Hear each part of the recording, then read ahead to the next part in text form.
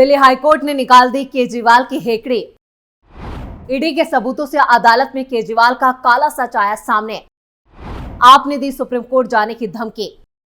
Court के फैसले पर आप नेताओं का हंगामा। नमस्कार, मैं हूं परवीन शेख। आप देख रहे हैं कैपिटल टीवी की स्पेशल स्टोरी। दिल्ली के मुख्यमंत्री अरविंद केजरीवाल के लिए मंगलवार को बुरी खबर सामने आई।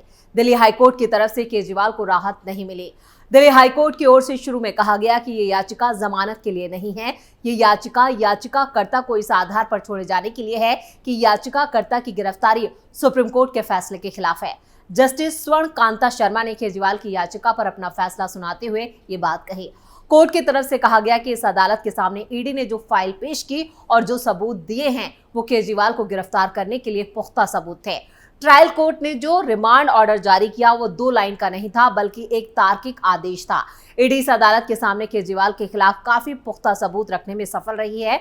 अरविंद केजरीवाल के मामले में फैसला सुनाते हुए हाई कोर्ट ने जमानत देने से इनकार कर दिया, जिसके बाद आप नेता सौरभ भारद्वाज ने कहा, आज हाई कोर्ट का फैसला आया है, उसका हम सम्मान करते हैं और सम्मान पूर्वक कहते हैं कि हम इस फैसले से सहमत नहीं हैं और इसके खिलाफ हम सुप्रीम कोर्ट जाएंगे और वहां अपनी बात रखेंगे। सौरभ ने आगे कहा, आज जो फैसला हाई कोर्ट का आया है, कोर्ट है, कोर्ट के इंस्टीट्यूशन है, इंस्टीट्यूशन का हम सम्मान करते हैं और हम सम्मान पूर्वक ये कहना चाहते हैं कि हम इस फैसले से सहमत नहीं हैं और इस फैसले के खिलाफ हम सुप्रीम कोर्ट जाएंगे और सुप्रीम कोर्ट के अंदर अपनी बात रखेंगे। तो दिल्ली हाईकोर्ट से केजरीवाल को लगे झटके से आम आदमी पार्टी के नेता बौखला गए। वो लगातार कोर्ट के फैसले पर सवाल उठा रहे हैं।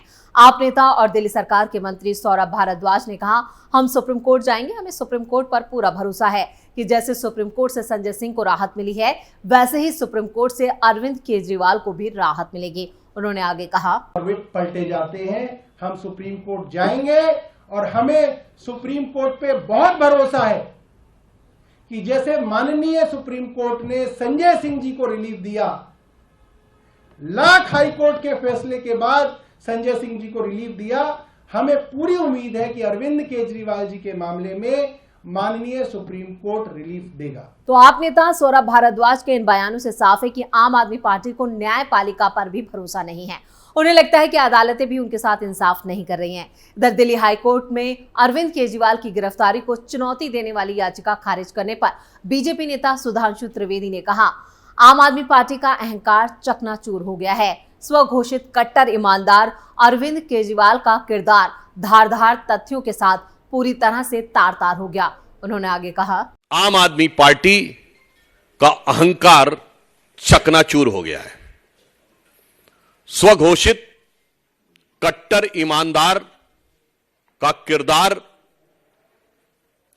धारदार तथ्यों के साथ पूरी तरह तार-तार हो गया। तो दिल्ली हाईकोर्ट ने 9 अप्रैल को शराब घोटाले मामले में मुख्यमंत्री अरविंद केजरीवाल की गिरफ्तारी रिमांड को सही ठहराया।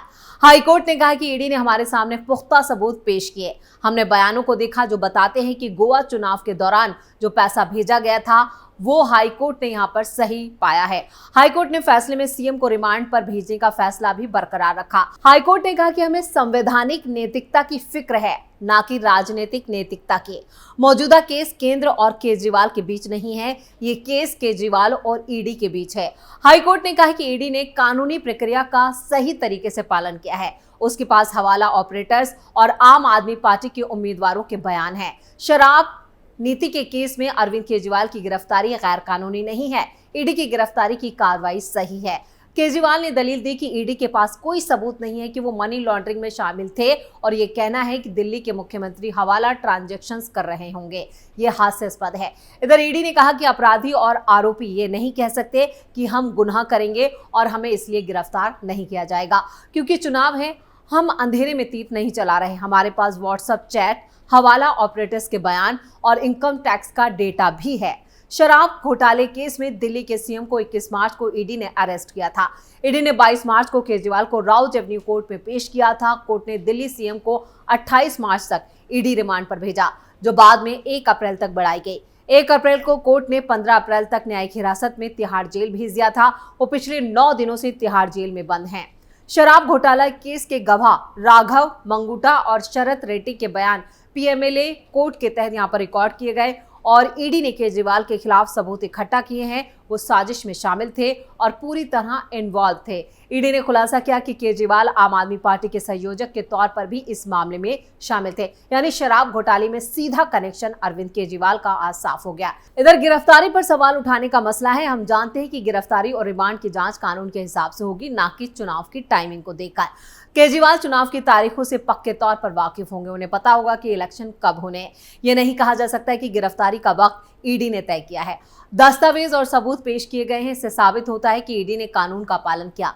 ट्रायल कोर्ट का ऑर्डर महज 2 लाइन का नहीं था। ईडी के पास हवाला डीलर्स और गोवा इलेक्शन के आप कैंडिडेट के भी बयान हैं। ईडी ने हमारे सामने जो सबूत पेश किए हैं, हमने बयानों को देखा है जो बताते हैं कि पैसा गोवा के चुनाव के लिए भेजा गया। ये बयान किस तरह रिकॉर्ड किए गए, इस बात पर शक करना कोर्ट और जज पर कलंक लगाने जैसा है।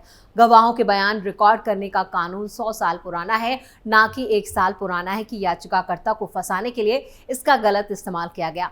हम नहीं देखेंगे कि किसने किसको चुनाव लड़ने के लिए टिकट दिया और किसने किसको इलेक्टोरल बॉन्ड दिया। इसके साथ ही दिल्ली हाईकोर्ट ने कहा कि हम नहीं देखेंगे कि किसने किसको चुनाव लड़ने के लिए टिकट दिया और किसने किसको इलेक्टोरल बॉन्ड दिया। ये दावा केजरीवाल से वीडियो कॉन्फ्रेंसिंग के जरिए पूछताछ की जा सकती है, इसे खारिज किया जाता है। यह आरोपी तय नहीं करेगा कि जांच किस तरह से की जाए। जांच आरोपी की सुविधा के मुताबिक नहीं की जा सकती। किसी भी आदमी के लिए, भले ही वो मुख्यमंत्री क्यों ना हो, विशेष सुविधा नहीं दी जा सकती। न्यायाधीश कानून से बंधे हैं, ना कि राजनीति से। फैसले कानूनी सिद्धांतों पर दिए जाते हैं, राजनीतिक सुझावों पर। कोर्ट राजनीति की दुनिया में दखल नहीं दे सकती। हम संवैधानिक नैतिकता की फिक्र है, ना कि राजनीतिक नैतिकता की। मौजूदा केस केंद्र और केजरीवाल के बीच नहीं है, ये केस केजरीवाल और ईडी के बीच है। कोर्ट को इस बारे में सतर्क रहना है कि वो बाहरी तत्वों से प्रभावित ना हो। बीजेपी नेता मनजिंदर सिंह सिरसा ने कहा है कि अरविंद केजरीवाल भ्रष्टाचारी है और वो जेल में ही रहेंगे। केजरीवाल की याचिका कहती थी कि उन्हें अवैध रूप से अरेस्ट किया गया है, उसे हाईकोर्ट ने खारिज कर दिया। इधर आप नेता सौरभ भारद्वाज ने कहा कि ईडी या सीबीआई को 1 रुपए की गैर कानूनी रिकवरी नहीं हुई। केजरीवाल को गिरफ्तार करने से पहले ईडी ने 9 समन भेजे थे और इस साल 17 मार्च, 27 फरवरी, 26 फरवरी, 22 फरवरी, 2 फरवरी, 17 जनवरी, 3 जनवरी और 2023 में 21 दिसंबर और 2 नवंबर को समन भेजा गया था। हालांकि वो एक बार भी पूछताछ के लिए ईडी के पास नहीं पहुंचे और उसके बाद 21 मार्च को ईडी की टीम ने केजरीवाल के घर पर 10वां समन और सर्च वारंट लेकर पहुंची। केजरीवाल गिरफ्तार होने वाले पहले सिटिंग सीएम है। इससे पहले झारखंड के पूर्व सीएम हेमंत सोरेन को ईडी ने गिरफ्तार किया था। सोरेन ने ईडी की हिरासत जो है वो राजभवन जाकर इस्तीफा दिया था और उसके बाद उन्हें गिरफ्तार किया गया था। लेकिन यहाँ पर सीएम केजरीवाल की बेशर्मी देखिए कि उन्होंने अभी तक दिल्ली के सीएम पद से इस्तीफा नहीं दिया है। वो लगातार अड़े हुए हैं कि वो जेल से ही सरकार चलाएंगे और यहाँ पर आम आदमी पार्टी के सभी नेता, चाहे वो संजय सिंह हो जो सुप्रीम कोर्ट से जमानत पर बाहर आए हैं, वो भी यही कह रहे हैं कि उनके सीएम अरविंद केजरीवाल थे और रहेंगे और जेल से ही सरकार चलाई जाएगी। लेकिन यहाँ पर सीधी सीधी चुनौती जो है वो संवैधानिक नियमों को दी जा रही है, संवैधानिक कानूनों को दी जा रही है। और आज दिल्ली हाई कोर्ट में केजरीवाल की एक नहीं चली और उसकी जो काला सच था वो पूरी तरह से कोर्ट के सामने आ गया। तो स्पेशल स्टोरी में इतना ही। वीडियो कैसा लगा नीचे कमेंट करके अपनी राय जरूर दें। वीडियो को लाइक करें, शेयर करें और कैपिटल टीवी को अगर सब्सक्राइब नहीं किया है तो जल्दी से सब्सक्राइब कर लें।